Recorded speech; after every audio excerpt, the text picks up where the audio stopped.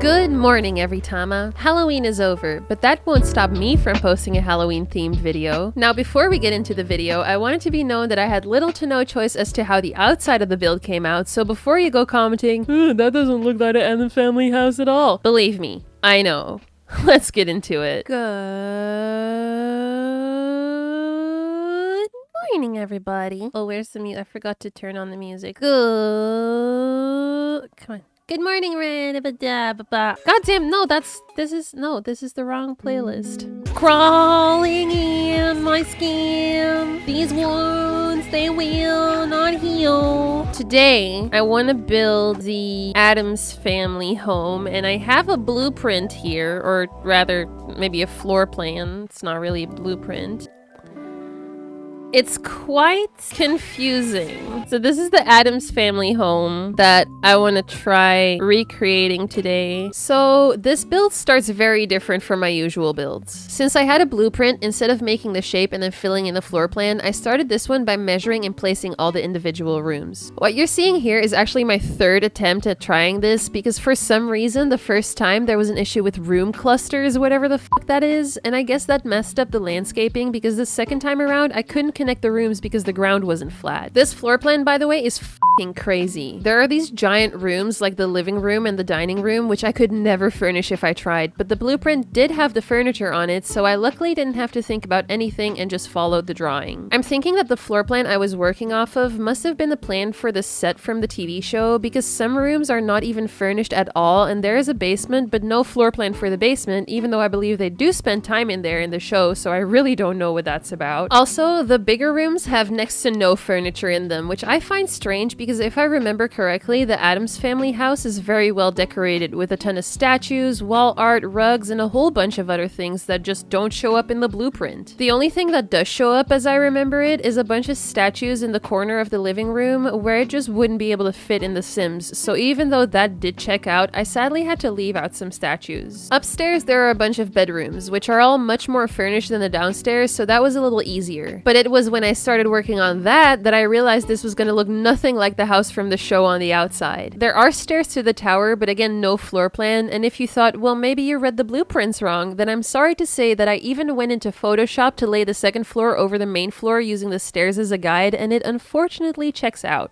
Now that I'm finished with the shell, you can see that it is not at all looking like what the Addams Family house looks like from the outside. Nevertheless, it was time to do our favorite part of every Sims build, the roof. I am of course joking, this part was fucking horrible and definitely an experience I want to forget forever. If this was a different Sims game, I would have just hit auto roof and be done with it, but alas, The Sims 4 does not have an auto roof function, so I was forced to torture myself trying to roof this absolute eyesore of a shape. As we all know, I can never focus on one part of a build, especially when it's as overwhelming as roofing the Drawfee Random Shapes challenge, so instead I started putting in the windows, which was much easier considering those do show up on the blueprints. I was also just hoping that the windows would help me understand where they wanted me to put the roofs, and I'm glad I did, because if I had done that first to a point where I was happy with it and a window intersected with a roof, I would have had another mental breakdown over this build, which I had 2 of already, so that was the last thing I wanted. I'm not kidding when I say that even though I had a blueprint to work off of, this build absolutely beat the shit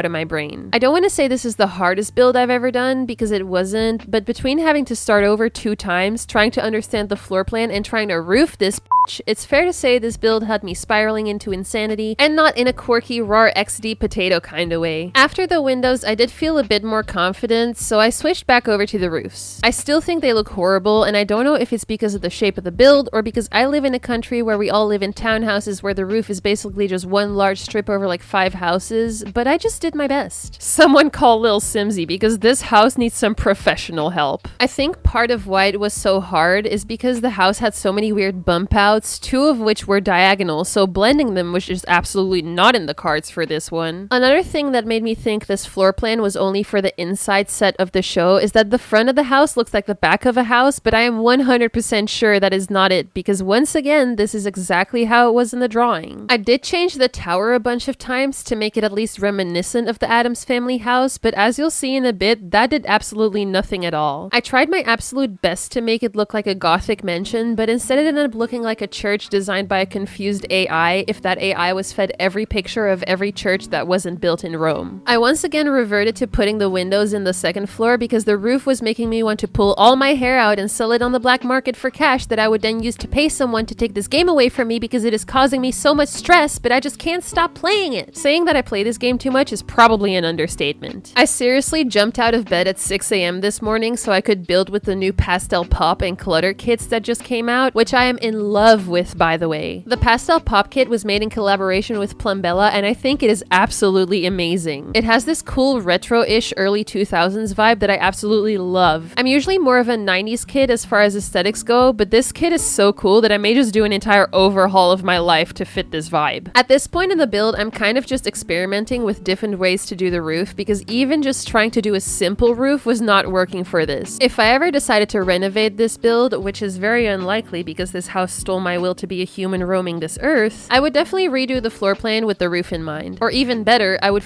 bulldoze the lot and just copy the outside of the Addams Family house and fit the floor plan in there instead of the other way around. Take a shot every time I say Addams Family house. I did paint the outside to be pink as an homage to the original because in case you didn't know, in the show the house is actually pink to make it so it would be the right shade of gray in black and white. Similarly, a lot of the furniture in the real house is pink and yellow, but I did furnish it in gray and blacks because I did still want it to feel like the Addams family lives there in some way. Also, I did not make them in cast because I really couldn't be bothered to do that. I just wanted to pump and dump this house like a straight white man on a Tinder date. One of my favorite parts of this build by far was putting in all the doors, and this house has a lot of those. We counted them on stream, and there were I think about 40-ish doors in there. I don't remember exactly, but if I end up counting them again, I will put it on the screen now. I used black doors for all the main rooms, and for bathrooms and closets, I used white doors and some that are open door frames just because it looked like way too procedural with all the same doors. After that, I finished roofing the back of the house, and I just realized that I completely just didn't talk about the little cottage in the back. On the blueprints, it's marked as Grandma's cottage, and like the first floor, it's very minimalistic in terms of the amounts of furniture, so I wanted to make sure that the outside looked very cozy and cottagey. Speaking of Grandma, I totally do not remember there being a grandma in the show, although that might just be my bad memory and the fact that I had an unhealthy obsession with Wednesday Addams, but there are 2 more rooms in this house that belong to characters that I barely remember at all, named Ophelia and Hester Frump. Now, after googling the pair, I found that Hester is Morticia's mother, and I do absolutely recognize her, although when I was furnishing her room, I had no idea who I was furnishing it for, so if the style doesn't match the character, that's why. Ophelia, however, I do not remember at all. Apparently, she is Morticia's sister, and from her pictures on Google, she seems to be the polar opposite of Morticia. I unknowingly did kind of match her bedroom to suit her, which is a pleasant surprise. Ophelia is this long-haired blonde beauty that wears a flowy, light-colored gown and a flower crown on the top of her braided hair, whereas Morticia has long, sleek black hair and wears tight black dresses with dramatic sleeves. By the way, can we talk about how iconic Morticia and Gomez's relationship is? The way these characters are written separate from each other, they all seem weird and scary to the regular suburban soccer mom, but in the context of their family, they have the healthiest relationship of any TV family I have ever seen. Gomez loves Morticia so much he'll do anything for her. Morticia is always looking out for her husband and children's safety and mental well-being. Pugsley and Wednesday of course have a sibling rivalry, but put that aside rather quickly if anyone tries to fuck with them. And the rest of the family, even the real weirdos like Cousin It, are treated with the love and respect you'd expect from the close relatives they live with. Inside the house, according to the floor plan, there's a small sitting area by a fireplace in the back of the living room where Morticia supposedly does her knitting. An important detail was that the left chair facing the fireplace is Gomez's favorite chair, so to signify that, I made that chair a slightly fancier one than the other ones with their back to the fireplace. And even Morticia's chair is unique and has the knitting basket next to it, as well as a side table behind it with some debug clutter. The rest of the living room is notably empty, with a large rug in the middle and some decorations that seem to be randomly placed around the space. In the drawing, they also specifically mentioned a machine belonging to Gomez, although because the image was so artifacted, I could not make out what kind of machine it was, so to still give it a sciencey feel, I put a science experiment table in its stead. Also, the only lighting that is visible on the floor plan are the giant chandeliers next to the grand staircase and one in the upstairs hallway, so I put those in before just absolutely making up the rest of the lighting in the rest of the house myself. Another fun hint at the family dynamics is the fact that the dining room only has a little round table for them to eat at, and the rest of the room is basically dedicated to Gomez's model train set. Again, the floor plan shows shows very little other furnishing, but ones that definitely make more sense, like a display cabinet or buffet on the outside wall, some shelves near the entrance, and some more statues. I think the reason some of the floor plan looks so empty is because obviously in real life they needed space for all the cameras and crew, so in that context it does make sense, but without those, it just seems very liminal and eerie. The next room is kind of really weird because it wasn't supposed to be so empty. Like, there's supposed to be a giant harp in the corner, but as of the time of recording this, I did not have a harp item, and I don't even know if there's one in the game. Like, I'm sure there's CC for that, but I've never used CC before, so instead of that, I just placed a guitar in the corner and tried spreading out the furniture to fill out the room a bit better. We've arrived at my favorite part of the house, the conservatory. For this room, I used almost every plant I own in the game, apart from the ones I already used in the harp room and some of the floral arrangements. So I guess it's safe to say this greenhouse has a ton of plants in it. At this point in time, I didn't have the blooming rooms kit yet, and I think that's probably a good thing because if I did, this greenhouse would literally have zero walking space. There were some specific plants that were pointed out in the floor plan, like Cleopatra, which according to the drawing is a cactus-like plant with horns. So I placed a regular cactus where that's supposed to be. I did not give it horns on account of me wanting to retain some minuscule fucking piece of my sanity. But seriously, it was very nice and therapeutic to be able to just fill this room with nothing but plants. I think in terms of furnishings, this room outshines the rest of the house by 1,000,000,000%. As we all know, I will put a plant anywhere I can, so to have an entire room that's just plants definitely let me release some of that frustration I had towards the emptiness of the rest of the house. I didn't think I'd be able to pull off a greenhouse, but placing all the plants outside and puzzling them into this one space, I think made it look really pretty and realistic and very fancy. I absolutely love this room.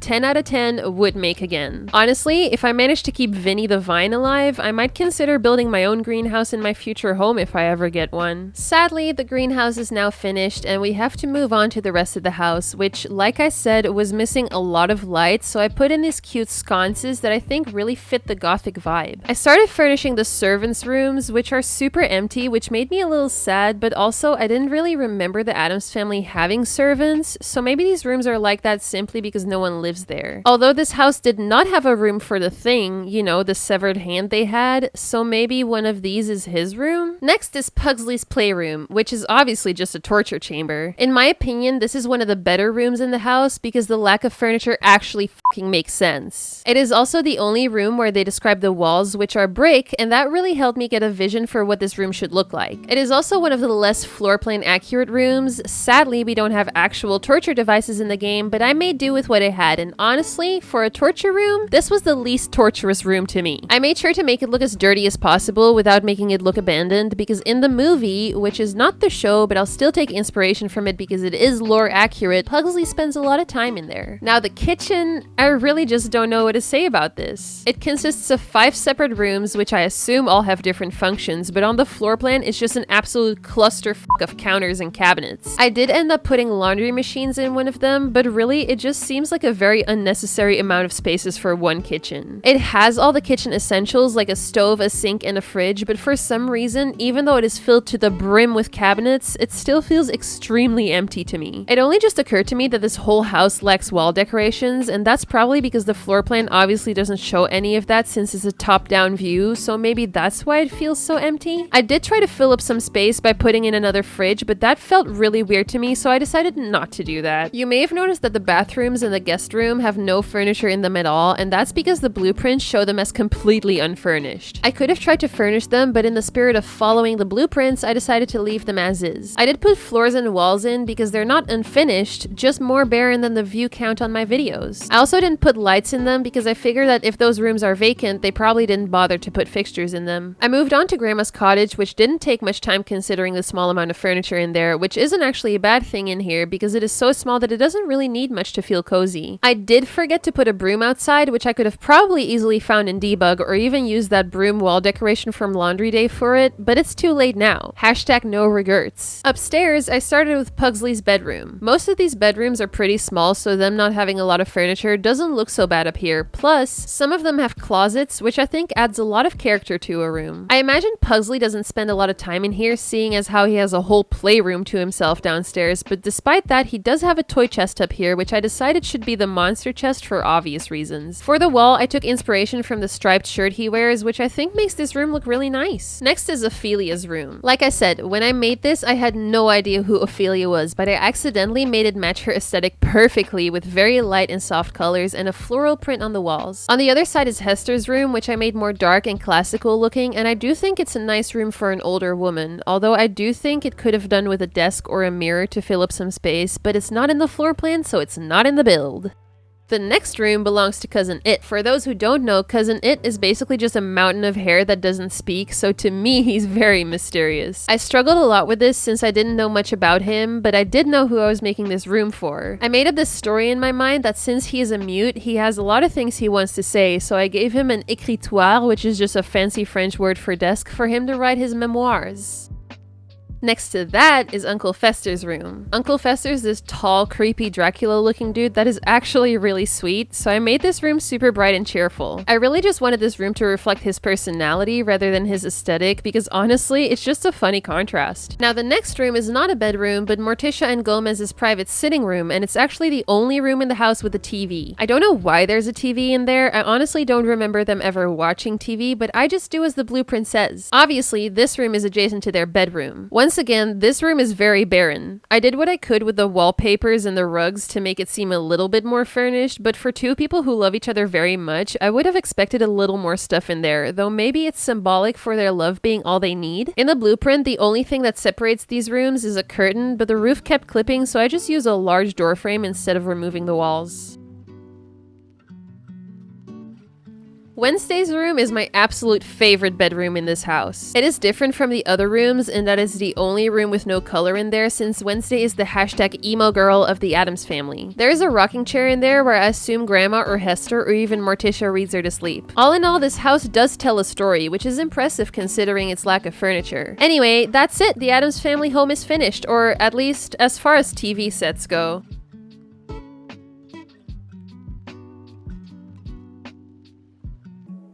I didn't expect like the whole house to be so empty. I like this area a lot. The downstairs sitting area. It's cute. The rest of the area, like the rest of the downstairs, feels very empty. I do like that there's lots of hallways. Ooh, it's so dark. Dark hallway. Ooh. Into the adorable dining room slash model train setup. There's some adorable things about this, and then some things that are really make no sense. Who needs this much kitchen? Who needs this much kitchen? Answer me, God, because I don't know. I do like this playroom. The greenhouse is so beautiful. That is not how empty their house is in the show. In the show, they have a bunch of stuff. They have stuff. They have so much stuff. Yeah, I think we did a really good job. I'm not in love with it, but I like it. It's good. It was a wild ride. Bye!